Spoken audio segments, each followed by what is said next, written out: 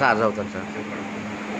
Already it was declared sir. ఇది Lakshminarayana sir రాసింది. Watch. బోధించేవాడే కాదు గురువు, మనస్సుల లోతు తెలుసుకునే దివ్యుడు, చూపుతో మన హృదయాలను చదివేవాడు, బలమైన వ్యక్తిత్వాన్ని మలిచే శిల్పకారుడు. వాక్యాలు పలికే పదాలకే కాదు, ఆలోచనల గుండెకు నాటే విత్తనాలవి.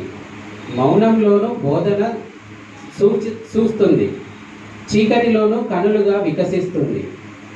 సముద్రం వలె విస్తారమైన సహనం, కాలమంత విలువైన అనుభవం, బలహీనులను లేపి భుజం తలుపులను సరిదిద్దే మార్గదర్శనం. తనను తాను వెలిగించుకొని ఇతరులకు జ్ఞానదీపం అవుతాడు. పలుకుబడి వెనక ప్రేమ, మార్గం వెనక ధైర్యం, గురువు చూపే దారిలోనే మన భవిష్యత్తు. అవిశ్వాసపు గాలులతో, భయపు తుఫానులతో గురువు స్వరం ప్రశాంతంగా మార్గం చూపుతుంది. నీ పయనాన్ని నీవే నడుపు, నిజాయితీతో నడుపు, నీ లోపలే నీ శక్తి దాగుందని నమ్ము. అభ్యాస పాఠాలకే కాదు గురువు బోధన, ఆత్మవిశ్వాసం, ధైర్యం, దారి చూపే దివ్యదానం, మనస్సు మేధస్సు రెండింటిని తీర్చే శిల్పి, నిజమైన మానవతకు నిలువెత్తు సాక్ష్యం. కాబట్టి గురువులు విశ్రాంత ఆచార్య తిరుపతయ్య గారికి నా ప్రణామం. జ్ఞానానికి నిలయం, దయకు ప్రతీకగా నిలిచే ఆయనకు కృతజ్ఞతలు. ప్రపంచం మారినా మన తిరుపతయ్య గారి విలువ మారదు. ఎప్పటికీ అజారామంగా ఉండే జ్ఞాన దైవం మన గురువులు తిరుపతయ్య గారు. బాగా చెప్తారు. కృతజ్ఞతలు లక్ష్మణ సార్, చాలా అద్భుతంగా రాసిండు. ఒక్కొక్క లైన్ లో అదొక సూక్తి, సూక్తి లాగా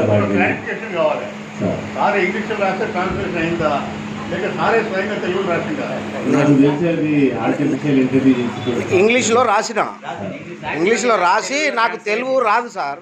ఒక నా ప్రాబ్లం ఒకసారి చెప్పాలి అందరికీ. తెలుగు నాకు ఎక్కువ లెందీగా మాట్లాడినా రాదు ఎక్కువ. అది ఇంగ్లీష్ అయితే ఫ్లో వస్తుంది. అది నా ప్రాబ్లం, అది మొదటి నుంచి. అందుకే నేను ఎక్కడైనా